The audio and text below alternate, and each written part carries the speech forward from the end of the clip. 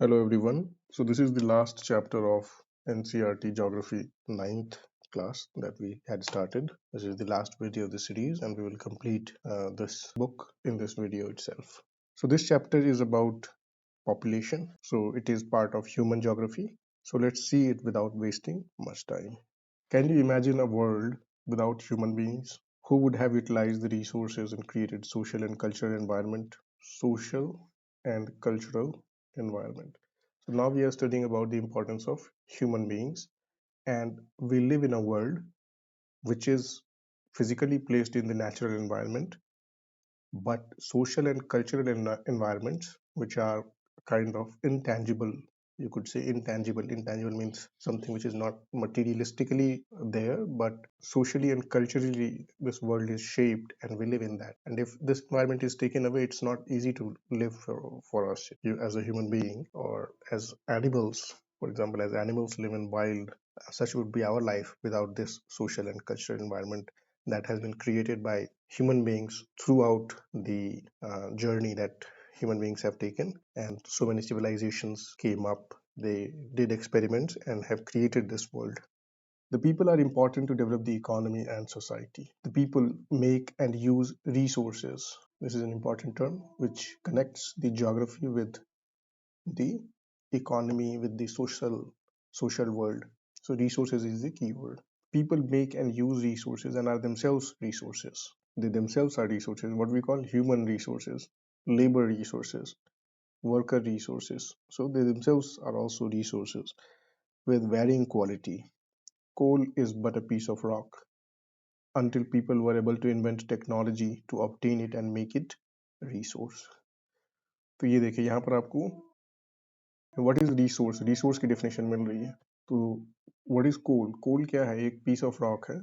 जब तक कि लोगों ने ऐसी टेक्नोलॉजी नहीं ढूंढ ली कि उससे एनर्जी प्रोड्यूस कर सक पाए, और जैसे ही उसकी यूटिलिटी एनर्जी प्रोड्यूस कर पाए, means there is a utility of coal in human life, and the moment it became useful thing, it became a resource. ठीक है. So that could also be considered a resource, that anything. So आज हो सकता है कोई चीज जिसका हम यूज नहीं जान रहे हैं, तो we may not consider that a resource, but tomorrow if there is a technology which is discovered, for example hydrogen, उससे एनर्जी नहीं निकालना हम जान रहे थे, so that was not a resource. But जैसे जैसे हम हाइड्रोजन से एनर्जी निकालने की ओर बढ़ते जा रहे हैं, that will become a resource in future. Natural events like a flood or a tsunami becomes a disaster only when they affect a crowd or village or a town. तो अब ये एक तरह से जो ये टर्म्स हैं, ये एक ह्यूमन सेंट्रिसिटी भी हमें दिखा रहे हैं कि हम वर्ल्ड को इंटरप्रेट कर रहे हैं फ्रॉम ह्यूमन टर्म्स में. फॉर एग्जाम्पल, जो फ्लड है या सुनामी है, they are natural events, right. बहुत सारे आइलैंड्स ऐसे होंगे जहाँ पे कोई भी नहीं रहता होगा, वहां पे सुनामी आ रही है तो उसका कोई मतलब नहीं है, उसको डिजास्टर नहीं बोलेंगे, because no human being is affected there. तो डिजास्टर हम कब बोल रहे हैं? जब सेक्शन और society which is full of human beings that is being affected by a natural event, तब हम उसको डिजास्टर बोल रहे हैं. सो दिस इज शोइंग कि ज्योग्राफी में whatever we are studying, there is a human centricity to it. मनुष्य को केंद्र में रख करके हम चीजों को देख रहे हैं. तब इन सब टर्म्स का मतलब है. रिसोर्स तभी कोई चीज बन पा रही है जब वो मनुष्य के लिए यूजफुल हो. डिजास्टर तभी हो रही है जब वो मनुष्य को हार्म कर रही है. अदरवाइज ये तो नेचुरल चीजें हैं and they are existing in the nature even on their own. Hence, population is the pivotal element in social studies. तो population जो है social studies का बहुत ही pivotal element है. It is the point of reference from which all other elements are observed and from which they derive significance and meaning. तो यही एक point of reference है जहां से बाकी सारी चीजों का महत्व है, ठीक है, और वहीं से वो मीनिंग डिराइव करती हैं. सो पॉपुलेशन और एक तरह से human beings are at the centre of these studies. Resources, calamities, and disasters are all meaningful only in relation to human beings. Their numbers, distribution, growth, and characteristics or qualities provide the basic background for understanding and appreciating all aspects of the environment. Human beings are producers and consumers of Earth's resources. Human beings क्या है? Producers भी है as well as consumers of Earth's resources. Therefore, it is important to know how many people are there in a country, where do they live, how and why their numbers are increasing, and what are their characteristics. तो ये इसमें इस chapter की भूमिका बांध रहे हैं कि क्यों इम्पोर्टेंट है कि वी स्टडी कि कितने सारे लोग हैं एक देश में, वो कहाँ रहते हैं, कैसे रहते हैं, उनका नंबर क्यों इंक्रीज कर रहा है, डिक्रीज कर रहा है. Because whatever we are doing, whatever studies we are doing about nature, about world, that is keeping in mind the human at the center. The Census of India provides us with information regarding the population of our country. ठीक है, एक नया concept introduce हुआ census, और इसके बारे में बाद में आएगा. तो सेंसस हमें किसके बारे में इंफॉर्मेशन देता है? Population of our country. ये बॉक्स में कुछ इंफॉर्मेशन है. A census is an official enumeration of population done periodically. Official enumeration of population. Officially जब population को एक enumerate कर रहे हैं, एक नंबर दे रहे हैं, और ये कैसे कर रहे हैं? Done periodically, एक फिक्स टाइम इंटरवल के बाद कर रहे हैं इस चीज को, तो उसको हम क्या बोल रहे हैं? Census. So that is the definition of census. In India the first census was held in the year 1872. Some information. पहला सेंसस कब हुआ था इंडिया में? 1872. First complete census was in 1881. So it was in the British era. Find out who was the viceroy during these years. That is your task. Since then, censuses have been held regularly every 10th year. तो यहाँ जिस period की बात कर रहे हैं वो period बता दिया, every 10th year. So every decade you are officially enumerating the population, and that is called census. The Indian census is the most comprehensive source of demographic, social and economic data. अब ये क्या है? ये most comprehensive source है. इसीलिए आप देखोगे कि even though what we have current figure, we have current figure 2011, 2011 का सेंसस हमारे पास है. 2021 का डेटा अभी रिलीज होना बचा हुआ है. तो जब तक 2021 का डेटा नहीं आ जाता है, वी आर यूजिंग स्टिल, जबकि 2011 काफी पुराना हो चुका है अब, फिर भी because it is most comprehensive source of demographic, social and economic data, हम लोग उसी को रेफर करते हैं for our analysis.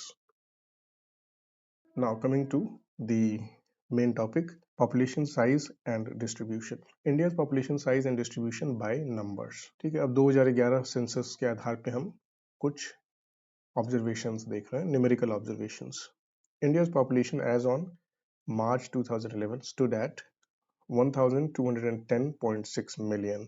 Million is 1 million is 10 lakhs, which account for 17.5% of the world's population. तो 2000 मार्च 2011 सेंसस के अनुसार इंडिया में वर्ल्ड पॉपुलेशन की कितनी पॉपुलेशन रिसाइड कर रही है? 17.5%.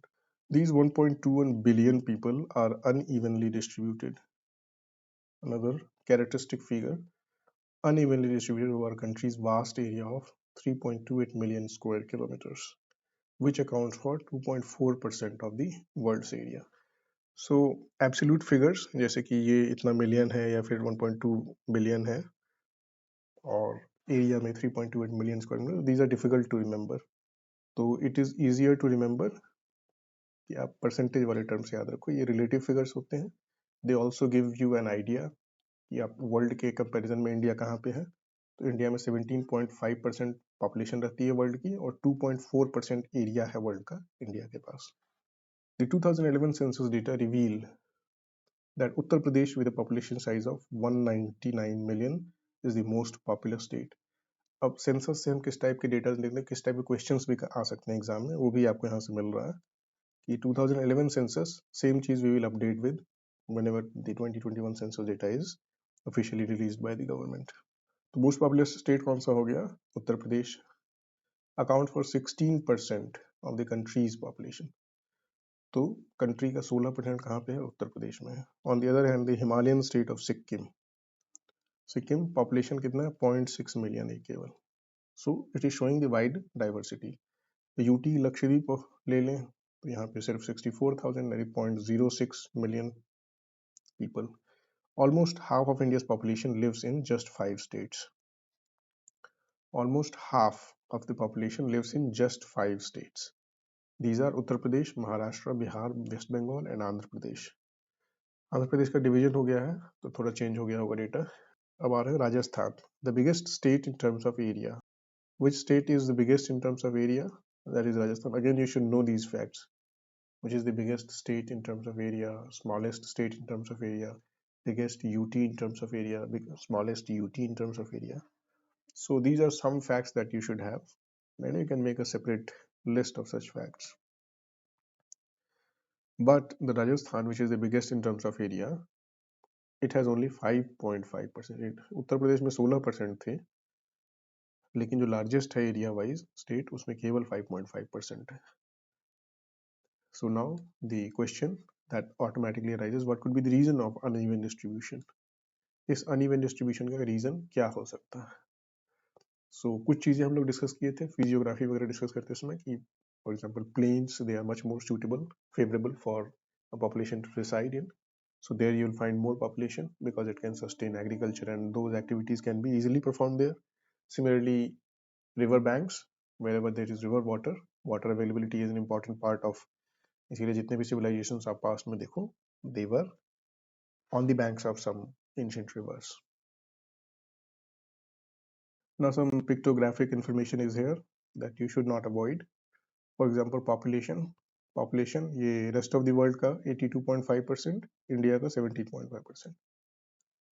area wise आप देखो तो what is the difficulty within that? Even on the smaller area that India has, a larger share of population of the world is residing. Why is it so? Again, the question arises. So northern Gangetic Plains, a large area which can sustain a lot of population that is there. There must be some geography, climatic factors which is favoring this kind of population growth and so on. So you have to, there may be historical reasons as well. So all of those things you should find out. India's population distribution by density. Now another term is being introduced, population density. What is population density? It provides a better picture of the uneven distribution. तो केवल population से वो distribution uneven है, कहीं पे ज़्यादा है कहीं पे कम है, बहुत ज़्यादा, ये पता उतना नहीं चलता है जितना पॉपुलेशन डेंसिटी इस चीज़ को ज़्यादा अच्छे से शो करती है. So what is population density? Number of persons per unit area. कोई भी एरिया है उसमें कितने लोग रह रहे हैं उनका number divided by the area. तो जहाँ पर पॉपुलेशन डेंसिटी ज़्यादा होगी वहाँ पे कम एरिया में बहुत ज़्यादा लोग रह रहे हैं. For example urban areas in general will have more density than rural areas, and rural areas will have more density than forest areas, for example, or hilly areas, and so on.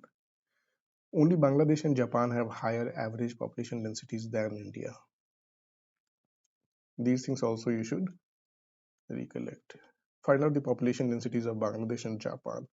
So few cities, for example Tokyo, etc., try to find out, they have much more higher density, population density than in the whole world.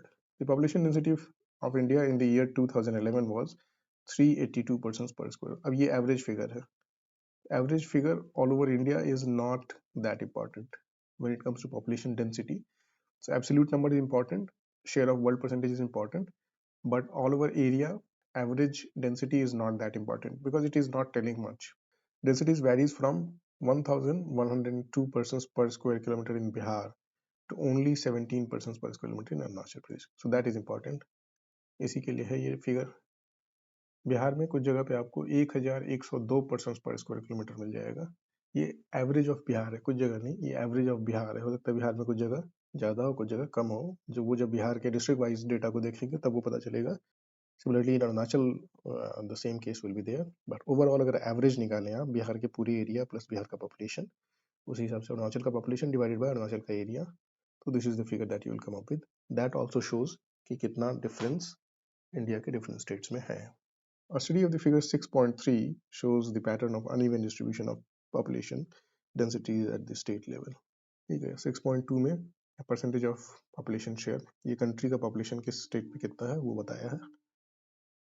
Now this is showing the density, population density का difference. तो इसमें जो green वाले areas हैं, यहाँ पे आपको दे रखा है फिगर. ठीक है, यहाँ से आप इसको कोरिडोर की इसको अच्छे से ऑब्जर्व करना है. तो जो ग्रीन वाले हैं इन सब एरियाज पे सबसे कम है. ठीक है, ये वैसे भी आप राजस्थान का जानते हो तो कोरिलेट कर सकते हो. These have the least population density areas and these are the highest population density areas. Similarly here Delhi also. उसके बाद ऑरेंज आ जाएगा, फिर येलो, फिर ये light green and then the dark green. Telangana became the 29th state of India in June, तो उसका data इन्होंने अलग से सेपरेटली मैप में नहीं दिखाया है, आंध्र प्रदेश कंप्लीट दिखाया है. So that you have to update by yourself. Now these are also some of the activities that you can do. Figure 6.3 and compare with figure 2.4. ये किसी और चैप्टर का है जो हम पास में कर चुके हैं. And figure 4.7. ये चैप्टर 4 का होगा, ये चैप्टर 2 में होगा. So go and see that and compare these. Make correlation between these maps. These are important to interlink different topics of the geography. Note the states with population densities below 250 persons per square meter. Rugged terrain. और ये बोल रहा है कि ऐसे states को आप देखिए, नोटिस करिए जहाँ पॉपुलेशन डेंसिटी बिलो 250%. तो जो ये सबसे ज़्यादा ग्रीन वाले हैं 250 एंड बिलो, तो राजस्थान, जम्मू कश्मीर, इन सब की बात कर रहे हैं. सो यहाँ पे क्या है, rugged terrain and unfavourable climatic conditions are primarily responsible for sparse population. तो यहाँ पे जो टेरेन है, फिजियोग्राफी है, सरफेस फीचर्स हैं, और जो क्लाइमेटिक कंडीशंस हैं, they are not suitable for people to live there. Which states have density below 250% per square kilometers? इसकी लिस्ट बना लीजिए आप. Assam and most of the peninsular states have moderate population. Assam में और peninsular states में moderate population densities है. Hilly, dissected and rocky nature of the terrain, moderate to low rainfall, shallow and less fertile soils have influenced population densities in these areas. ये बता रहे हैं कि यहाँ पे moderate conditions हैं. यहाँ पे बहुत favorable condition भी नहीं है, बहुत unfavorable condition भी नहीं है, तो moderate यहाँ की population densities हैं. किन एरिया में? आसाम नॉर्थ ईस्ट में हो गया, और पेनिसुलर स्टेट्स. ठीक है, इन सब के climate as well as physiography को हम लोग देख चुके हैं already. So relate with that.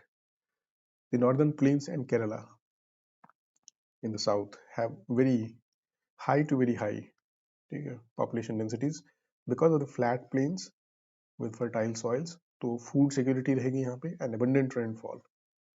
So conditions are favourable for sustaining the large population. एक इसमें पॉपुलेशन जो हम लोग स्टडी करते हैं उसमें एक थ्योरी आता है, Malthus theory.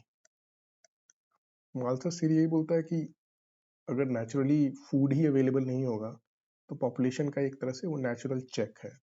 Population can not grow exponentially. Population ऐसा नहीं है कि ग्रो करता ही चला जाएगा. तो उसमें natural check, one of the natural checks is food availability.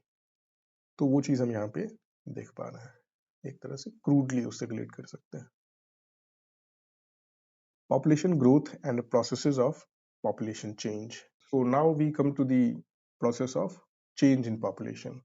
किसी एरिया में पॉपुलेशन क्या है, पॉपुलेशन डेंसिटी क्या है, एक हमने क्रूड आइडिया हमें चल गया इंडिया के बारे में. अब हम देख रहे हैं कि पॉपुलेशन ओवर द पीरियड. अभी तक हम लोग ज्योग्राफी केवल देख रहे थे कि स्पेशली किस फिजिकल एरिया में at present time, that is according to 2011 census क्या स्टेटस थी.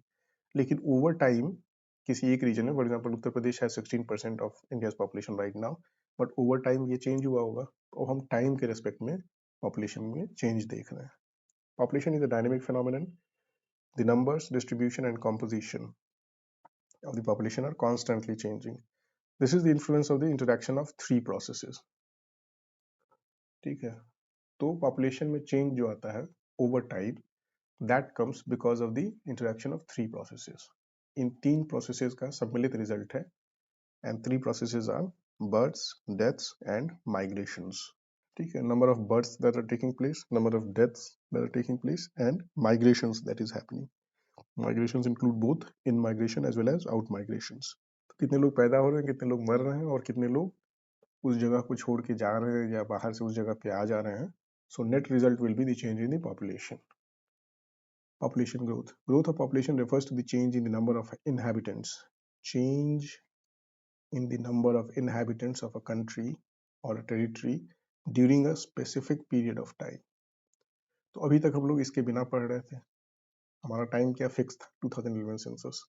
अब हम लोग टाइम के रेस्पेक्ट में पढ़ रहे हैं.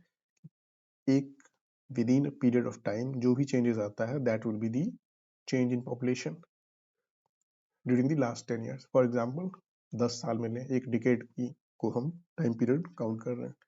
Such a change can be expressed in two ways. In terms of absolute number. अब उस चेंज को हम कैसे देख सकते हैं? In terms of absolute number, कि एग्जैक्ट कितना नंबर चेंज हुआ.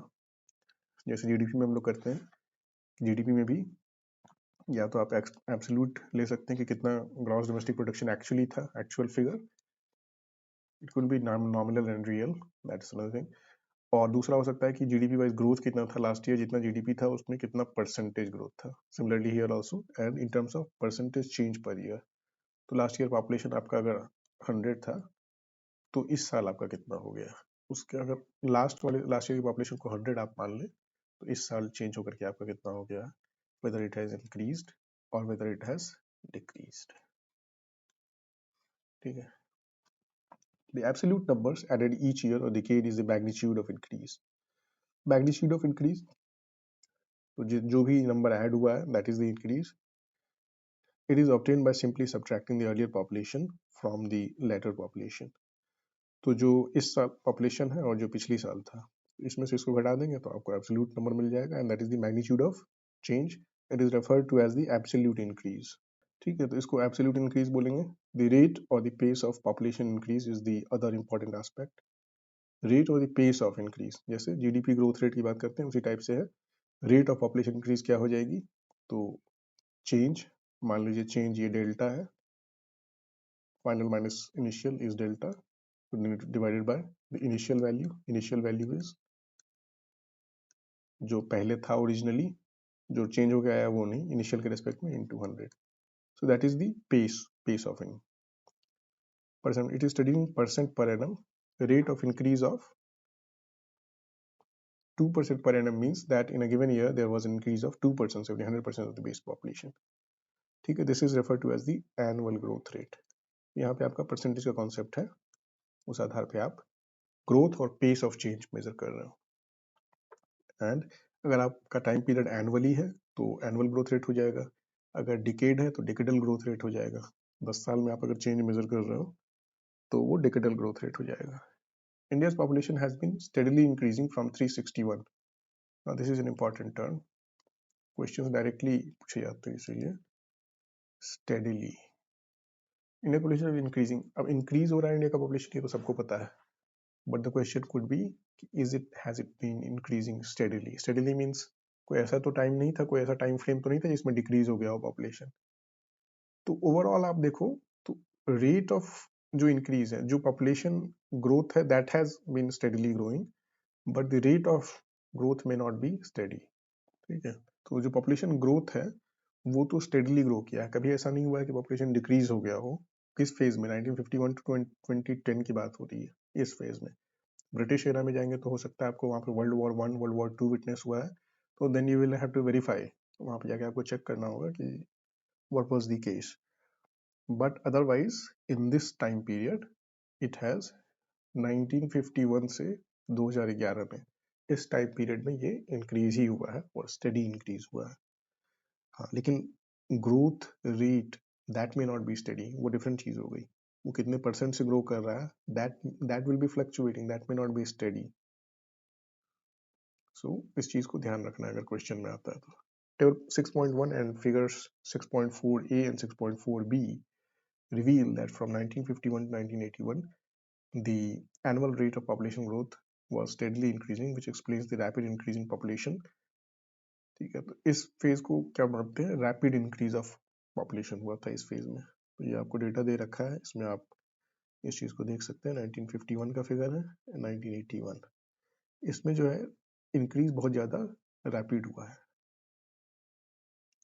Table 6.1 reveals that despite the decline in growth rates, the number of people being added every decade is steadily increasing। Why? अब table 6.1 ये आपका है। Now such facts are important, that's why I'm highlighting a little bit। ये बोल रहा है कि despite the decline in growth rates, for example यहाँ पे ग्रोथ रेट आप देखिए 2.2, यहाँ पे 2.22, ठीक है, यहाँ पे 2.16। तो 2.22 से 2.16 कम है तो ग्रोथ रेट में डिक्लाइन हुआ। 1.97 2.16 से कम है तो ग्रोथ रेट में डिक्लाइन हुआ, यहाँ फर्दर डिक्लाइन कम। लेकिन पॉपुलेशन क्या हो रहा है, इंक्रीज हो रहा है। एब्सोल्यूट नंबर आपका, ये एब्सोल्यूट इंक्रीज है, एडेड पॉपुलेशन है, और ये टोटल सब किया पॉपुलेशन है। तो पॉपुलेशन इंक्रीज कर रहा है despite decrease in growth rate. तो उसी चीज को हाईलाइट करना चाह रहा है, जो मैथमेटिकली आप अगर इस चीज को देखने में दिक्कत हो रही है तो थोड़ा आप मैथमेटिकली आप फोकस करना कि there is growth, growth is less, growth is decreasing compare to the previous decade, but there is growth indeed. तो जो पिछला नंबर है उससे ज्यादा ही नंबर होगा टोटल लेकिन जैसे पिछला इंक्रीज जो था उससे परसेंटेज इंक्रीज कम है। ठीक है, एब्सोल्यूट नंबर में फिर भी हो सकता है इंक्रीज ज्यादा हो क्योंकि बेस बड़ा हो गया। इसका 2% भी इसके हो सकता है 3% से ज्यादा हो। So that's different matter. That's a mathematical thing that you should try to understand more by try to find out the exact figures that will give you more details. और ये भी आपका एब्सोल्यूट इंक्रीज से भी आप देख सकते हो। ठीक है, अब ये देखो कि 1.64% जो है वो ऑलमोस्ट 1.97% ग्रोथ के बराबर दिखा रहा है फिगर, एब्सोल्यूट फिगर। क्यों? क्योंकि बेस चेंज हो गया है। ठीक है, so that's the point that is being highlighted here. Since 1981, however, the rate of growth started declining gradually. Again an important figure. Indian population history क्या रही है? So you should have broad ideas. तो ये decades के term में बात कर रहे हैं कि 1951 से 81 में boom का पीरियड था, then 81 से growth started decline. growth decline कर रहा है, population decline नहीं हो रहा है. So that is to be noticed कि rate of growth is declining. For example, if you'll see, earlier it was supposed 2.16%, then it became 1.97%. So it has rate of growth has declined, but it is still growth that you have to understand. During this period, birth rates declined rapidly. Birth rate जो है वो decline किया है, इसीलिए growth rate decline कर रहा है. Still 182 million people were added to the total population in the 90s alone, an annual addition larger than ever before. तो ये हो रहा है क्योंकि लार्जर बेस है, लार्जर पॉपुलेशन है, तो उसका कम परसेंटेज भी आपका काफी बड़ा नंबर होगा. That is the reason.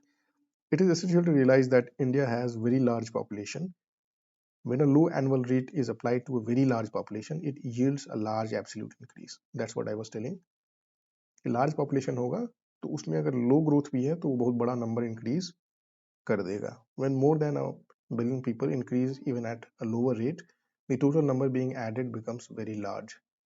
India's annual increase in population is large enough to neutralize efforts to conserve the resource endowment and environment. तो ये बता रहे हैं India's annual increase in population is large enough to neutralise efforts to conserve the resource endowment and environment. ये बता रहे हैं कि इंडिया जो भी एफर्ट पुट करती है to conserve the resource endowment and environment. देखिए, अब पॉपुलेशन अगर बहुत ज़्यादा बड़े स्केल में बढ़ेगी तो उसका नेगेटिव इम्पैक्ट किस पे पड़ेगा? एनवायरनमेंट पे. ऑब्वियसली, बिकॉज रिसोर्स कंजम्पशन बढ़ेगा, उतने ही ज़्यादा आपको वुड की रिक्वायरमेंट है, लैंड की रिक्वायरमेंट है, वाटर की रिक्वायरमेंट है, तो नेचर पे उसका नेगेटिव इम्पैक्ट पड़ेगा if it is increasing from level more than the nature can sustain. ठीक है, जितना नेचर सस्टेन कर सकती है उस एरिया की. फॉर एग्जांपल, गंगा रिवर की कैपेसिटी है, उससे ज़्यादा अगर उसका पानी विदड्रॉ किया जाए या उसमें उतना उससे ज़्यादा अगर वेस्टेज डाला जाए तो फिर वो पानी पोल्यूट हो जाएगा, उस पानी का लेवल खराब हो जाएगा. तो कितना वो पानी सस्टेन कर सकती है, there is a limit to the population. Population उससे ज़्यादा बढ़ेगी तो गंगा रिवर के लिए मेंटेन करना मुश्किल होगा.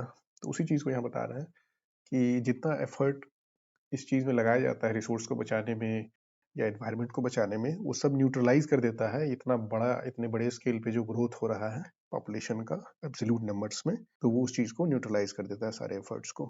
And that's why you see, ठीक है, कि इतने सारे रिवर्स में इतना पॉपुलेशन और पोल्यूशन और ये सारी चीज़ें जो आप ऑब्जर्व कर रहे हो, तो एक तरह say that is being argued here. The declining trend of the growth rate is indeed a positive indicator of the efforts of birth control. ठीक है, बर्थ कंट्रोल के लिए जो भी फैमिली प्लानिंग के लिए जो भी एफर्ट्स गवर्नमेंट की तरफ से या डिफरेंट एनजीओज की तरफ से या इंटरनेशनल बॉडीज की तरफ से लगाए गए हैं, तो उनका डेफिनेटली एक पॉजिटिव इम्पैक्ट है कि ये डिक्लाइनिंग ट्रेंड जो हम देख रहे हैं. Despite that the total additions of the population base continues to grow. लेकिन चूंकि बेस ही इतना बड़ा है कि उसका अगर रेट कम भी है तो वो एडिशंस बहुत बड़े स्केल पे होता है. और you know that India has surpassed the China to become the largest populous country in the world. And India may overtake China in 2045. तो ये बुक जब लिखी गई थी तो ऐसा प्रेडिक्शन था कि 2045 तक ओवरटेक कर लेगा, but that has happened sooner than लेकिन इसमें एक फैक्टर ये भी है कि चाइना ने बर्थ कंट्रोल पे excessive different kind of approach लिया और उसको एडमिनिस्ट्रेटिवली किया. China is also suffering because of such policies. ठीक है, बट ये हो सकता है कि नेचुरल टेंडेंसी के आधार पे इन्होंने गेस किया हो 2045. But China has different, China हर एक चीज़ को थोड़ा सीरियसली लेता है और उसको चाहता है कि विद इन टाइम फ्रेम में कर लें achieve. So they have coercive policies at times, so which is not possible in democratic countries like India. So this thing has already taken place. किस ईयर में हुआ था? That try to find out. Processes of population change growth. अब processes पे हम focus कर रहे हैं. There are three main processes: birth rates, death rates, and migration. The natural increase of population is the difference between birth rates and death rates. Natural increase. Natural increase मतलब अगर कोई area है जो isolated है, उसका बाहर से कोई कनेक्शन नहीं है, तो यहाँ पर सिर्फ जो बर्थ रेट है और जो डेथ रेट है वही डिसाइड करेगा कि पॉपुलेशन कितनी होगी. और जब कहीं और से आर्टिफिशियल हो गया, मतलब मैन मेड इंटरवेंशन हो गया, तो माइग्रेशन भी उसमें आ जाएगा. ठीक है, तब वो नेचुरल नहीं रह जाएगा. Birth rate is the number of live births. Number of live births, ये डेफिनेशन आपको पता होने चाहिए. Per thousand person in a year. It is a major component of growth because in India, birth rates have always been higher than death rates. Have always been higher than death rates. Find out this. Is this true? Death rate is the number of deaths per thousand persons. ठीक है, ये definitions आपको पता होने चाहिए. The main cause of rate of growth of Indian population has been the rapid decline in death rates. Now, what are the factors behind this? Rapid decline क्यों हुआ death rates में? तो हेल्थ फैसिलिटीज, सैनिटेशन फैसिलिटीज, ये सारी चीजें बढ़ी होंगी जिस वजह से ये होगा. तो try to correct all those factors. Till 1980, high birth rates and declining death rates led to a large difference between birth rates and death rates, resulting in higher rates of population growth. 19 हमने अभी पढ़ा ना, 1951 से 81 तक, ठीक है, population growth बहुत ज्यादा थी. तो वही चीज डिफेंड कर रहे हैं उस चीज को कि इसमें क्या हो रहा था फिगर, कि डेथ रेट जो था वो बहुत तेजी से डिक्लाइन किया, शार्पली डिक्लाइन किया, लेकिन बर्थ रेट जो था ये बहुत धीमे डिक्लाइन किया, वो स्लोली डिक्लाइन किया बर्थ रेट. तो इन दोनों के बीच में गैप बहुत ज़्यादा हो गया, मरने वालों की संख्या बहुत कम हो गई और बर्थ लेने वाले लोगों की संख्या ज़्यादा कम नहीं हुई. तो इस तरह से पॉपुलेशन ग्रोथ बहुत तेजी से हुआ, resulting in higher rates of population growth. तो रेट ऑफ पॉपुलेशन ग्रोथ ज़्यादा था सिंस 1981. अब 1981 से क्या हो रहा है, बर्थ रेट्स है ऑल्सो, बर्थ रेट्स भी जो है ज़्यादा हो गए. तो अब इन लोगों के बीच का डिफरेंस जो है वो कम हो गया. ठीक है, तो बर्थ रेट भी कम हो गए और डेथ रेट्स भी कम हो गए, तो ग्रोथ रेट भी कम हो गया. What are the reasons for this trend? तो इसके लिए आप सिंपल फॉर्मूला देख लोगे ना, birth rate is positive minus death rate, that is the growth in population, natural growth, यही है ना. तो बर्थ रेट मान लीजिए कम डिक्रीज किया, तो पॉजिटिव वैल्यू ज्यादा है, ये ज्यादा डिक्रीज कर गया, तो जो माइनस हो रहा था वो ज्यादा डिक्रीज कर गया, तो ये ओवरऑल वैल्यू ज्यादा हो जाएगा. अब ये भी अगर बहुत ज्यादा हो जाए डिक्लाइन, तो ये भी वैल्यू छोटी हो जाएगी, तो इसके आसपास आ जाएगी, तो ग्रोथ रेट कम हो जाएगा आपका. So mathematically you have to see this. The third component of population growth. अब ये पूछ रहा है what are the reasons for this trend, so that you have to find out कि डेथ रेट क्यों डिक्लाइन किया बहुत ज्यादा, बर्थ रेट क्यों 1981 के बाद थोड़ा ज्यादा डिक्लाइन किया. तो you have to find out. The third component of population growth is migration. अब third component क्या है, migration. Migration is the movement of people across regions and territories. Migration can be internal or international. ठीक है, migration internal भी हो सकता है, India के अंदर ही लोग बिहार से गुजरात, बिहार से केरला, ये सब जगह पे जाए, और it can be international, Kerala से सऊदी की तरफ जाते हैं. ठीक है. Internal migration does not change the size of the population. Internal migration does not change the size of the population but influences the distribution. Internal migration से क्या होगा कि ओवरऑल तो आपका पॉपुलेशन वही रह जाएगा कंट्री का, लेकिन जो डिस्ट्रीब्यूशन है, पॉपुलेशन डिस्ट्रीब्यूशन और पॉपुलेशन डेंसिटी, वो चेंज हो जाएगी, रूरल एरिया में कम हो जाएगी, रूरल से अगर अर्बन माइग्रेशन हो रहा है, जाहिर सी बात है अर्बन एरिया में आपका पॉपुलेशन डेंसिटी ज़्यादा हो जाएगा. Migration plays a very significant role in changing the composition and distribution. Composition and distribution को अफेक्ट करेगा. Trace the migration of each of your grandparents and parents since their birth. तो that is also an interesting activity. आप अपने family में पता कर सकते हो कि आपके ग्रैंड पेरेंट्स ओरिजिनली कहाँ के थे, फिर वो किस शहर में मूव कर गए फॉर देयर लाइवलीहुड. सिमिलरली आपके पेरेंट्स कहाँ पे ग्रो किए, and then they move to which place, and you took birth in which city, and then you move to which area. So all these things can be done as an interesting exercise. In India, most migrations have been from rural to urban areas. अब with in India internal migration की हम बात कर रहे हैं, तो most of the migrations क्या है, rural to urban areas. It is a normal thing also. जैसे जैसे डेवलपमेंट होता है, इंडस्ट्रियलाइजेशन होता है, अर्बनाइजेशन होता है, तो this is a normal sense of movement because of the push factor. ये नॉर्मल नहीं हो सकता है। इंडिया में क्या है कि रूरल से अर्बन में मूवमेंट का कारण पुश फैक्टर्स है। What are these push factors? These are adverse conditions of, adverse मतलब नेगेटिव, पुश फैक्टर्स, पुश मतलब धक्का देना। तो रूरल से अर्बन में जो इंडिया में माइग्रेशन हो रहा है वो धक्का देने की वजह से, मतलब लोग विलिंगली, ऐसा नहीं है कि लोग अर्बन रूरल में नहीं रहना चाह रहे हैं और अर्बन में रहना चाह रहे हैं तो विलिंगली जा रहे हैं। रूरल में रहने लायक कंडीशन नहीं है और इस वजह से अर्बन में जाना पड़ रहा है उनको। तो कुछ प्रॉब्लम्स है जो फेस कर रहे हैं, जिसकी वजह से उनको एक तरह से उन प्रॉब्लम्स ने धक्का दिया है ताकि वो अर्बन की तरफ जाए। वो प्रॉब्लम्स क्या क्या है? पॉवर्टी है, अनएम्प्लॉयमेंट है और pull factors. But there are pull factors also in the city in terms of increased employment. Pull factors क्या होंगे? अगर सिटी में मान लीजिए एक ही काम के ज्यादा पैसे मिल रहा है, that will be pull factor. So it's not like they are not getting the work here, so they have work here also, but maybe they are getting better transport facilities, better avenues to spend their money। तो urban life जीने के लिए अगर जा रहे हैं तो that will be a pull factor. ठीक है, ये हो सकता है in terms of increase employment opportunity and better living conditions. So that will be a pull factor. Pull factor मतलब हुआ कि आप अपना कंडीशन, लाइफ कंडीशन इंप्रूव करने के लिए जा रहे हो, और हुआ पुश कि आप मजबूरी में जा रहे हो because you can not sustain your life here, that's why you are going there. So that will be push factors. Migration is an important determinant of population change. It changes not only the population size but also the population composition of urban and rural populations in terms of age and sex composition. तो अब केवल ऐसा नहीं है कि composition change हो रहा है कि यहाँ पे population कम हो गई और यहाँ पे population ज़्यादा हो गई, केवल यही नहीं है, age and sex composition भी चेंज हो रहा है। अब वो कैसे चेंज हो रहा है? In India, the rural urbanization is resulting into a steady increase in the percentage of population in the cities and towns. तो steady increase, again a term that you should mind, कि urban areas में study increase हुआ है percentage of population. ठीक है, the urban population has increase from 17.29% of the total population इन 1951, 17.29 से 31% इन 2011। ठीक है, तो अब अभी कितना है urbanization? That is also important. There has been a significant increase in the number of million plus cities. Now what are million plus cities? That you have to find out. Million plus cities में, million plus as a name से 10 लाख से जहाँ की ज्यादा population होगी उसको million plus बोलेंगे। उनका नंबर कितना था? 35 था 2001 में, वो 53 हो गया। Just reverse the number, so easy to remember the figure.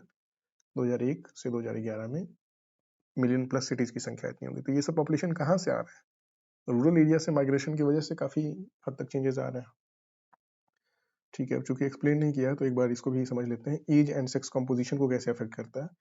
For example, rural से अर्बन में जनरली आप ऑब्जर्व करोगे कि मेल्स ज्यादा जाते हैं वर्क करने के लिए अर्बन एरिया में। तो रूरल एरियाज में क्या रहा? फीमेल रह गई और अर्बन एरियाज में क्या आ गए? मेल आ गए। ठीक है, तो यहाँ मेल कंपोजिशन बढ़ गया, सेक्स रेशियो, यहाँ पे फीमेल बढ़ गया। ठीक है, तो गांव में फीमेल्स की संख्या ज्यादा हो जाएगी और शहरों में मेल्स की संख्या ज्यादा हो जाएगी because of this sex based migration. ऐसे ही एज बेस्ड भी होगा। Now aged people, they will not find it, वो तो लाइवलीहुड रन करने अर्बन एरियाज में जाएंगे नहीं, तो कौन से जाएंगे? यूथ जाएंगे। और जो वर्किंग पॉपुलेशन है, वर्केबल एज पॉपुलेशन है, that will only move towards urban areas. तो गांव पे कौन सी एज बच जाएगी आपके पास? जो एकदम डिपेंडेंट वाली एज है, बच्चे होंगे, बूढ़े होंगे। सो डिपेंडेंट एज जो है वो गांव में बच जाएगी। तो एज बेस्ड भी सेग्रीगेशन आपका हो गया। तो ऐसे ही माइग्रेशन की वजह से चेंज आ जाता है कंपोजिशन में। Now, adolescent population. The most significant feature of the Indian population is the size of its adolescent population. It constitutes 1/5 of the total population of the India. ठीक है, मोस्ट सिग्निफिकेंट फीचर बोल रहा है, इसको demographic dividend से जोड़ेंगे। Adolescents are generally grouped in the age group of 10 to 19. 10 to 19. They are the most important resource for the future. तो ये फ्यूचर के लिए, they are going to participate in the labor force in the coming years. तो they constitute the human resource of the country for the coming future. Now, nutrition requirements of adolescents are higher than those of the normal child or adult. तो उनकी nutrition requirement higher होगी because they need to grow, that is the growing phase. Poor nutrition can lead to deficiency and stunted growth. Poor nutrition से क्या होगा? हमारा human resource जो है वो well develop नहीं होगा। ठीक है, अगर unhealthy human resource है आपका So they will not be able to contribute according to their potential in the economy. But in India, the diet available through adolescent is inadequate in all nutrients. तो आप देखोगे इसी वजह से government ने बहुत सारे स्कीम्स चला रखे हैं, फ्री अनाज देने का, स्कूलों में मिड डे मील वगैरह का, एडोलेसेंट गर्ल्स के लिए आयरन पिल्स वगैरह का. So these are various schemes. वो क्यों है? There must be some rational, because there is inadequate diet. एक तो अवेयरनेस नहीं है, दूसरी अवेलेबिलिटी नहीं है, दूसरी तीसरी एक्सेसिबिलिटी नहीं है. एक्सेसिबिलिटी नहीं है मतलब अफोर्डेबिलिटी भी नहीं है. सब सारे लोगों के पास एक्सेसिबल भी नहीं है, और एक्सेसिबल हो तो अफोर्डेबल नहीं है. कॉस्ट इतना ज्यादा है और लोगों के पास इनकम इतनी नहीं है. तो ये सारे फैक्टर्स जो हैं वो क्या बोल रहे हैं, इनएडिक्वेट कर देना ऑल न्यूट्रिएंट्स. और अवेयरनेस भी नहीं है. लोग जो है जिनके पास पैसे हैं, ऐसा नहीं है कि उनका न्यूट्रिशन बहुत अच्छा है, दे आर ऑल्सो, वो भी फास्ट फूड खा रहे हैं. तो पैसे होने से ही न्यूट्रिशन अच्छा हो जाए ये जरूरी नहीं है. So a large number of adolescent girls suffer from anaemia. ठीक है, एनीमिया से सफर करते हैं. Their problems have so far not reached adequate attention in the process of development. तो ये केवल एनीमिया तक ही नहीं रहता है, फिर उनका जो वुमेन का पूरा लाइफ साइकिल देखोगे तो उसमें from bearing children to other stages of life, तो हर जगह ये चीज अफेक्ट करती है, and their situation worsens over time. So similarly for males also have some problems. ठीक है, inadequate protein, जो रिच हैं वो फास्ट फूड पे जा रहे हैं, जो पुअर हैं उनके पास अवेलेबल नहीं है, और overall the growth is stunted, and because of that they cannot contribute as per their potential to the economy. The adolescent girls have to be sensitized to problems they confront. Awareness among them can be improved. So that is the most basic key, and then it is to make such things available and accessible and affordable. Can be improved through the spread of literacy and education. ठीक है, literacy and education का भी उतना ही importance है. Now coming to the national population policy. So population policy क्या होता है? पॉलिसी गवर्नमेंट जो बनाती है, गवर्नमेंट का एक लॉन्ग टर्म विजन होता है किसी चीज के प्रति, एनी इंपॉर्टेंट इशू, और गवर्नमेंट उसमें एक डायरेक्शन ढूंढती है कि किस डायरेक्शन में हम मूव करना चाह रहे हैं. फॉर एग्जाम्पल, अगर पॉपुलेशन कंटेन करना है हमें, population growth is not supporting us, we can not have population growth in uncontrolled manner, तो लॉन्ग टर्म में हम पॉपुलेशन कंट्रोल करने की पॉलिसी करेंगे. ठीक है, और पॉपुलेशन कंट्रोल करने के लिए क्या पॉलिसीज होंगी? फिर हो सकता है फ्यूचर में जाके बहुत सारे एजेड लोग हो जाएं, तो एजेड लोगों का मैनेजमेंट कैसे होगा? ठीक है, तो उन सब के लिए जो एक विजन और एक मिशन तैयार किया जाता है, वो पॉलिसी कहलाती है कि लॉन्ग टर्म के लिए. ठीक है, how we are going to deal with such major issues. Recognizing that the planning of families would improve individual health and welfare, the government of India initiated a comprehensive family planning program in 1952. अब देखिए 1952 में ही ये start किया गया है family planning programme, लेकिन 51 से 81 में इसका बहुत इफेक्ट नहीं हुआ. बट जो अवेयरनेस क्रिएट हुई इस फेज के दौरान, उसका असर 81 के बाद आपको विजिबल होता है. The family welfare programme has sought to promote responsible and planned parenthood on a voluntary basis. तो चाइना की तरह फोर्स नहीं है, स्टेट की तरफ से फोर्स नहीं है, बस अवेयरनेस दिया जा रहा है, बताया जा रहा है कि what is good for you. आपके हेल्थ के लिए भी अच्छा नहीं है, आपके बच्चों के हेल्थ के लिए भी अच्छा नहीं है, फैमिली के लिए अच्छा नहीं है. तो ये चीज बताई जा रही है और वॉलंटरी बेसिस पे इस चीज को अडॉप्ट करने की कोशिश करवाई जा रही है. द नेशनल पॉपुलेशन पॉलिसी 2000, यहाँ पे 2000 वाली पॉलिसी की बात चल रही है, is a culmination of years of planned efforts. The NPP 2000 provides a policy framework for imparting free and compulsory school education, up to 14 years, reducing infant mortality rate. तो हर एक पॉलिसी में आप देखोगे तो कुछ टारगेट्स होते हैं. पॉलिसीज आर अराउंड, अब देखो पॉपुलेशन से रिलेटेड, तो पॉपुलेशन से रिलेटेड टारगेट्स होंगे, तो उन ऑब्जेक्टिव्स, जिनको ऑब्जेक्टिव्स भी बोलते हैं. So go to search national population policy 2000, और उसमें आप देखिए कि क्या क्या ऑब्जेक्टिव्स है. तो लॉन्ग टर्म ऑब्जेक्टिव्स होंगे कुछ, तो उन्हीं चीज को यहाँ पे हाईलाइट किया जा रहा है. रिड्यूसिंग इन्फेंट मोर्टेलिटी, एक तो हो गया free and compulsory school education, कितने साल तक? 14 ईयर तक. उसका reducing infant mortality rate below 30 पर 1000 लाइव बर्थ. तो बहुत सारे टारगेट्स आपके अचीव हो भी चुके होंगे अभी तक, बहुत सारे नहीं भी हुए होंगे, एक टाइम फ्रेम भी दिया गया होगा कि कब तक हम अचीव कर लेंगे. So all those things try to find out. Achieving universal immunization, that is also important, against all vaccine preventable diseases, promoting delayed marriage.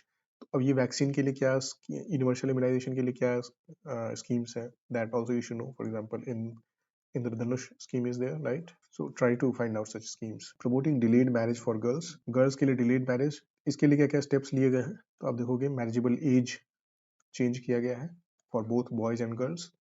So what changes have been done, वो सारी चीजें आप progress उसमें आप note down करो. And making family welfare a people-centric program. People-centered means people are at the center and people are themselves implementing it. People are voluntarily adopting it. So that is the main core of it. It is not coerced. So there was a phase जब ये family planning को जबरदस्ती implement करने की कोशिश की गई थी, that was a utter failure.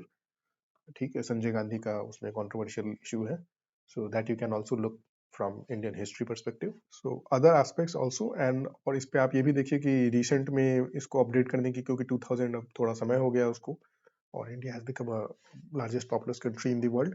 तो इसको अपडेट करने के लिए क्या चल रहा है, और अगर कोई अपडेटेड पॉलिसी आई है या फिर कोई ड्राफ्ट पॉलिसी तैयार हुई है, तो that also you can look for. And this completes this chapter as well as this NCRT textbook. We will soon start with some other chapter. Till then, revise and do the exercise given in the book. Thank you.